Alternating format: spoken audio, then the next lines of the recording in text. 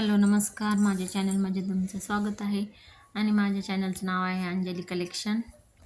तर मी हे ब्लाऊज कस्टमरचं शिवायला घेतलं होतं, तर मी म्हटलं चला पूर्ण एक डिटेलमध्ये व्हिडिओ असा टाकावा. तर मग आपण ब्लाऊजची कटिंग झाल्यानंतर पूर्ण व्यवस्थित असे मार्किंग करून घेऊन ब्लाऊज कसं शिवायचं काय नाही आणि पूर्ण डिटेलमध्ये मी याच्यामध्ये सांगणार आहे या व्हिडिओमध्ये.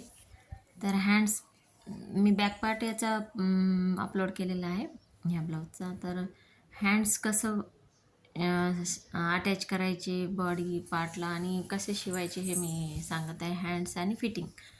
तर मग चला तर मग आपण ब्लाऊज शिवूया. तर पहिल्यांदा मी हे बाही घेतलेली आहे. तर या बाईला आपण पूर्ण अस्तर जोडून घ्यायचं आहे आणि उलटं सीधं करून घ्यायचं आहे. फर्स्ट टाईम सीधा शिवायचं आणि त्याच्यानंतर उलटं करून अशी एक एक टिप मारून घ्यायची वरती आणि मग पूर्ण बाही अशी जोडून घ्यायची आहे अस्तर मेन क्लॉथला. तर मग शिव असं पूर्ण असं नीटली टिप मारून घ्यायची, कुठेही असं झोळ वगैरे येता कामा नये. त्याच्यामुळं मी हे सगळं ब्लाऊज शिवून घेत आहे आता बाही. आणि हे साईडचा जो भाग राहतो ते पूर्ण असं कट करून घ्यायचे व्यवस्थित.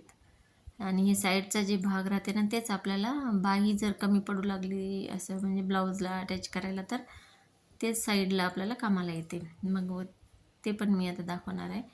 तर मग आता हे ब्लाऊज पूर्ण असं शिवून आपलं मेजरमेंटनुसार कंप्लीट झाल्यानंतर जे आपला इकडच्या साईडचा भाग आपण कट केला ते ते दोन्ही साईडनं आपण अटॅच करणार आहोत. आता मी इथं मला तुरपाई मारायची असल्यामुळं मी आणखीन एक अशी फोल्ड करून पट्टी मारून घेत आहे.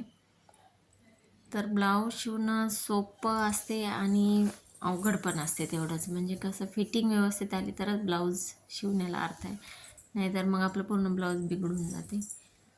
आणि कस्टमरचे ब्लाऊज शिवायचं म्हणलं का थोडंफार विचार करूनच शिवावं लागतं.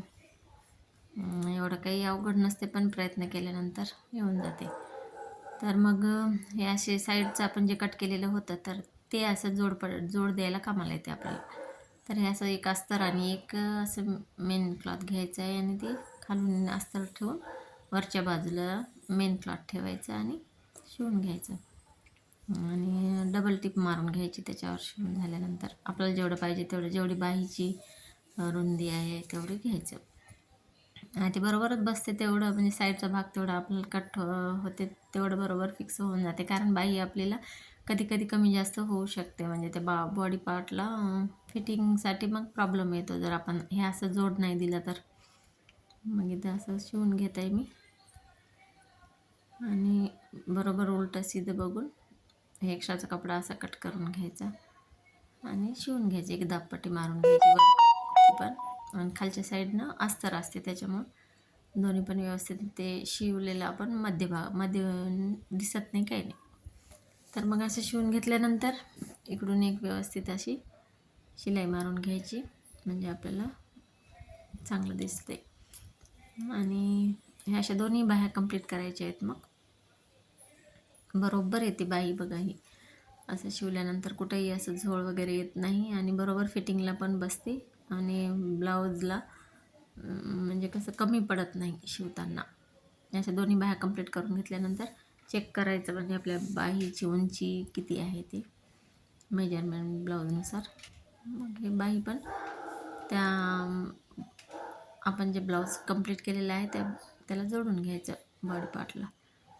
तर मध्यभागून सुरुवात करायची, एक टक द्यायचं आणि तिथून मग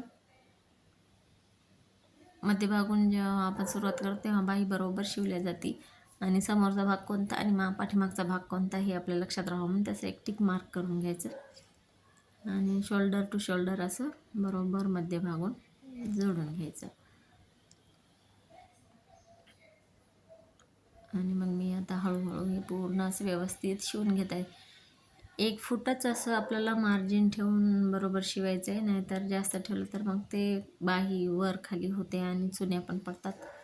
त्याच्यामुळं बरोबर 1च फूट असे मार्जिन देऊन बरोबर शिवून घ्यायचं. चला तर मग आपण हे शिवून घेऊयात पूर्ण बाही. दोन्ही बाह्या अशाच कंप्लीट करायच्या, कारण काय हे ब्लाऊज मला 3 टक्समध्ये आहे आणि त्याची फिटिंग वगैरे मी दाखवत आहे. मग आता कशी शिवलेली आहे ते. हे कस्टमरला तर म्हणजे परफेक्ट आलेलं होतं. आणि जे मी शिवते का ज्या कस्टमर ते घडी घडी मलाच देतात, मग ते ब्लाऊज तुमचं फिक्स येते, गळा उतरत नाही वगैरे असं म्हणून. मग ते कस्टमर हमेशा माझ्याकडेच येतात. तर मग हे असं पूर्ण शिवून घ्यायचं आहे. डबल टिप द्यायची याच्यावर, म्हणजे 2 आले पाहिजे शिवण, तर ते उकलायचे चान्सेस नसतात. आणि एक्स्ट्राचा भाग जो असतो ते कट करून घ्यायचा. मग दोन्ही बाह्या अशा कंप्लीट करून घ्यायच्या. आणि जोडून घेताना आपण लक्षात ठेवायचं की मध्यभाग बाहीचा असा बरोबर आला का नाही ते बघायचे. दोन्ही बाह्या बरोबर आहेत का, उंची वगैरे ते चेक करून घ्यायचं एकदा. नाहीतर कमी जास्त बाही होऊ शकते, एक खाली आणि एक वर, तशी होऊ नये म्हणून एकदा चेक करून घ्यायचं. आणि नंतर फिटिंग मग आता ब्लाऊजला व्यवस्थित असं शिवून झाल्यानंतर बाहीला म्हणजे आपण जिथून आपण मार्किंग केलेली आहे तेवढंच आपण घ्यायचं आहे, म्हणजे शिलाईमध्ये.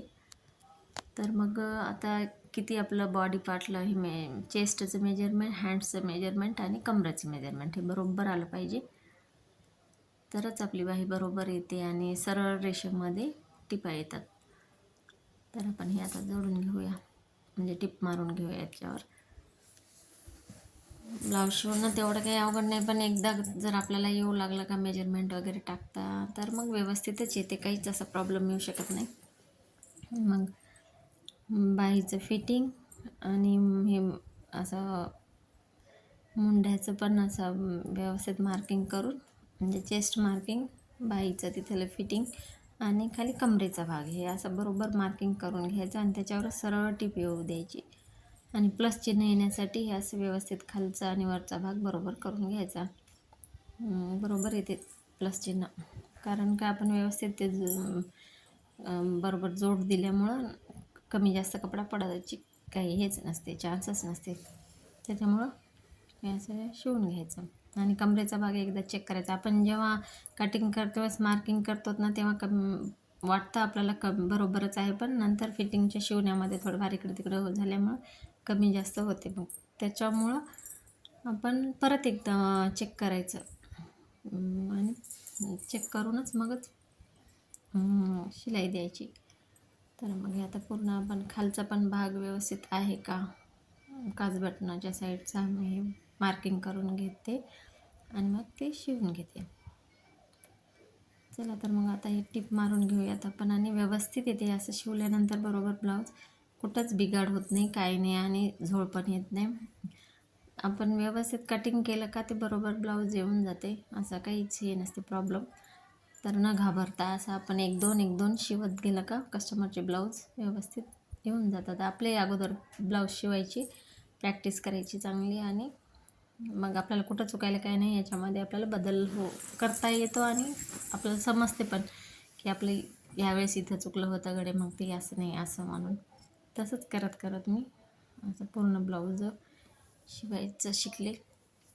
आणि मी हे सगळं यूट्यूबवरूनच शिकले, मला काही असं म्हणजे क्लास वगैरे कुठेही केलेलं नाही, त्याच्यामुळं मला आता परफेक्ट येत आहेत.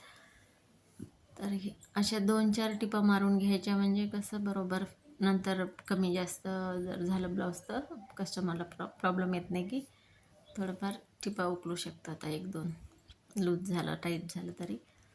मग अशा मी 4 टिपा मारून घेत आहे आणि हे साईडचं पूर्ण असं कट करून घ्यायचं. आणि दुसरी पण साईड तशीच जोडून घ्यायची. मला या ब्लाऊजला पायपिंग लावायची असल्यामुळं नंतर मी पायपिंगचा पण व्हिडिओ अपलोड करेल. तर मग हे शिवून घ्यायचं व्यवस्थित. आणि असे साईडला कट्स मारून घ्यायचे. ब्लाऊज असं खिचले जात नाही, म्हणजे वर उचलले जात नाही, मी असेच कट्स मारते. बघा तर मग किती छान पद्धतीने येते. असे प्लसचं चिन्ह पण आपल्याला दिसते आणि ब्लाऊज पण परफेक्ट होतो. तर हे सगळं झाल्यानंतर व्यवस्थित आपण चेक करून घ्यायचं ब्लाऊजला कमी जास्त कुठं झालं काय नाही. आणि मेजरमेंटचं ब्लाऊज वगैरे साईड फिटिंग हे ते व्यवस्थित आहे ना, परत एकदा चेक करून घेतलं का आपलं ब्लाऊज परफेक्ट पद्धतीने होऊन जाते. बघा किती छान आलेलं आहे. झालं तर माझं ब्लाऊज शिवून. आणि कमरेची पट्टी असते, मला तिथे तुरपाई करायची आहे त्याच्यामुळं. तर तुम्ही अशा प्रकारे ब्लाऊज शिवू शकता. आणि कमरेचा भाग हे आणि मेजरमेंटचं ब्लाऊज व्यवस्थित आहे का, तर मला इथे थोडंसं वाटलं, तर मग एक इकडच्या साईडनं एक आणखीन एक टिप मारून घ्यायची. म्हणजे थोडंफार लूज झालेलं असेल, मोठं वाटत असेल तर बरोबर होऊन जाते मग. आणि त्याच्यावरच आली पाहिजे टिप, असं साईडला क्रॉसमध्ये नाही मारायची. आपल्या पहिल्या टिपवरच थोडीशी क्रॉसमध्ये अशी खालच्या साईडनं आली पाहिजे. तर परत एकदा चेक करायचं आणि व्यवस्थित झालं का नाही ते बघायचं. दोन्ही साईडनं थोडं थोडं मारलं का व्यवस्थित येते. एका साईडनं 1-1 इंच जर आपण घेत बसलो तर ते कमी जास्त होते, असं ब्लाऊज व्यवस्थित ताणल्या जाते, आपल्याला ओढल्यासारखं वाटते. त्याच्यामुळे दोन्ही साईडनं थोडं थोडं मारलं तर होऊन जाते. परत एकदा चेक करून घेऊन बघायचं की आपले बरोबर आहे का. तर आपलं साईडचं फिटिंग कमरेचं हे पूर्ण ब्लाऊज असं मेजरमेंट करायचं. Thanks for watching.